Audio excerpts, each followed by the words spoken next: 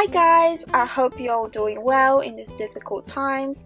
This video is going to be all about making some homemade treats for your bunnies.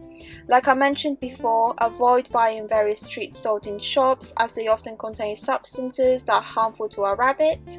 I will be showing you 3 different healthy recipes that are very easy and quick to make and will make your bunny's life a little bit sweeter. The first one is probably the easiest and quickest, and it's fresh fruit. You can either get them sliced for them or offer them as they are and share it with them, which is also a great way to bond with your bunny. Here's the list of all fruits that bunnies can eat. As we know, once the fruit has been cut open, it can go off very quickly and your bunny can't eat that much in one go, so the best way to preserve it and keep it for longer is to dry it out. This is a simple method that requires nearly no effort. Just preheat the oven to 150 degrees Celsius, slice the fruit not too thinly and place on a lined tray into the oven. Bake for an hour, then place on the side until it cools down. This allows the fruit to harden under room temperature and can last a much longer time. You can then store it in any container and it doesn't have to be in the fridge. Now most of you probably think I can easily just get dried fruit from any shop and save myself some hassle.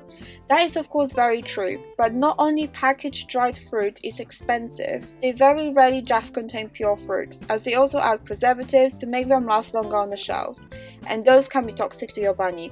If however you do find just pure dried fruit in a shop, such as in organic shops, they will still be very expensive. Hence, it's much better to just dry them out at home to save yourself some money. Let's move on to making some bunny cookies. For those, you'll need rabbit nuggets, also known as pellets. Make sure that at least 18% in fiber. I didn't include the amount as it will depend how much you'd want to make. I used 50 grams. Your chosen fruit, I used a banana in this video as it's Snowball's favorite, but you can go ahead and add the fruit or even mix few fruits that you think your bunny will like. If you're using a banana, make sure that it's ripe. Some dried parsley for seasoning, and lastly some tap water. Again, no measurements for it as it depends how much nuggets you're using. Usually half or a full standard glass of water is plenty. Firstly, preheat the oven to 180 degrees Celsius while you make your cookies. Now this step can be done in 2 ways. You can either mush and mix your nuggets with water in a bowl with a fork. To start off with, it's good to just put enough water that covers the surface of the nuggets. Adding some extra water along the way if you notice the mix is too dry. Or if you're lazy like me, you can just put nuggets with half a glass of water to begin with in a food processor and mush it like that. Again, if you notice it's too dry, just add some more water. If you use the processor, spoon out the mix into a bowl. The consistency of the mix should be fairly moist. It's time to add your chosen fruit or fruits if you're using more than one. I'm using a very ripe banana, and then you combine it thoroughly with the mix. Once you've mixed everything together, sprinkle some dried parsley to add some extra taste and combine with the mix again.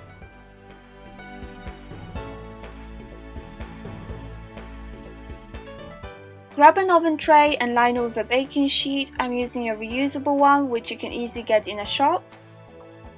From the mix, form medium-sized round patties and place them on a baking sheet.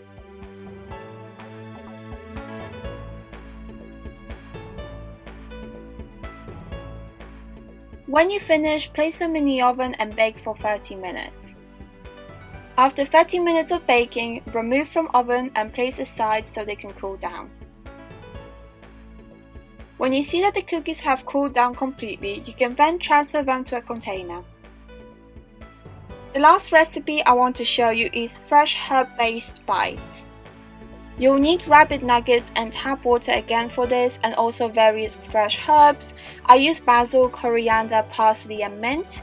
If you're not sure which herbs your bunny can eat, check out my last video where I covered that. I'll also link it in the pop-up above. The method is very similar to that for cookies, and it's best you use a food processor to finely chop the herbs. Preheat the oven to 180 degrees Celsius. Add rabbit nuggets and your mix of fresh herbs. There is no set amounts, just use how much you like. Add tap water, start off with half a glass, and if you notice that the mix is too dry, add some more. Blend everything together in a food processor. Once you're satisfied with the consistency of the mix, which should be the same as the mix for cookies, so fairly moist, spoon it out into a bowl. Spread the mix quite thickly onto a lined baking tray. This step is optional. If you want to make it more fun, use some cookie cutters to create small shapes for your bites.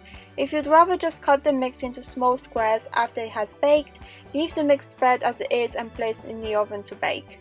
Just like cookies, bake for 30 minutes. After 30 minutes of baking, put aside to cool down. If you didn't cut out shapes prior to baking, cut the cooled down mix into small squares.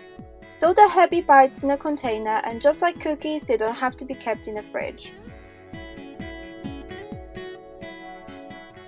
I hope you enjoyed this video. Remember to only feed your bunny a small piece of these delicious treats once a day. If you try the recipes out yourself, let me know how they went and how your bunny likes them in the comments down below. Stay safe, and I'll see you very soon. Bye!